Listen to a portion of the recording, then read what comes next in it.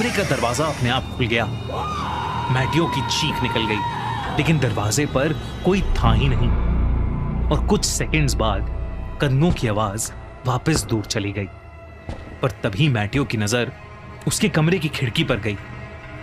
खिड़की के बाहर वही भयानक दिखने वाली औरत खड़ी थी, उसी सफेद वेडिंग गाउन में, अपनी भयानक आंखों से मैटियो को ही घूरती हुई।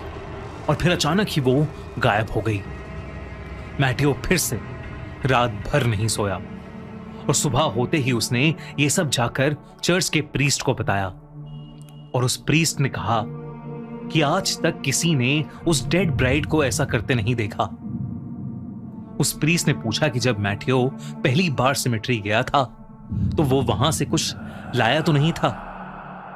तब मैटियो को याद आया कि वो वहां से कुछ सूखे फूल ले आया था। प्रीस्ट ने कहा कि शायद इसी वजह से वो आत्मा मैटियो के घर तक आ गई है और शायद उस आत्मा को ऐसा लग रहा है कि उसका दुल्हा उसे लेने वापस आ गया है।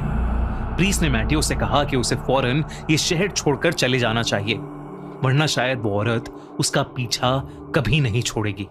ये सुनकर मैटियो का दिल दहल गया और उसने डिसाइड किया कि वो सांता लूसिया से आज ही निकल जाएगा। लेकिन जब मैटियो सामान पैक करने अपने घर वापस गया तो उसने देखा कि डोरस्टेप पर गीली मिट्टी के निशान बने हुए थे, बिल्कुल वैसे ही जैसे सिमेट्री के पास थे। मैटियो को अब डर लगने लगा था। वो जल्दी से जाकर अपनी पैकिंग करने लगा। तभी उसने खिड़की से देखा कि आसमान का रंग बदल रहा है और काला पड़ रहा है। तभी अचानक घर की लाइट्स जल-बुझ करने लगी और एकदम से घर में अंधेरा हो गया। तेज बारिश शुरू हो गई और बिजली कड़कने लगी। और तभी एक और बार बिजली कड़की और वो औरत मैटियो के सामने आ खड़ी हुई। मैटियो उसे देखते ही जोर से चिल्लाया। गेस्ट हाउस का वो बूढ़ा केयरटेकर बस वहां पहुंचा ही था। उसने बाहर खड़े खिड़की के अंदर देखा। मैटियो घबराते हुए चिल्ला रहा था और उसके सामने एक सफेद गाउन में भयानक औरत खड़ी थी। वो भागा भागा घर के अंदर गया, मैटियो के कमरे तक पहुंचा, लेकिन तब तक बहुत देर हो चुकी थी।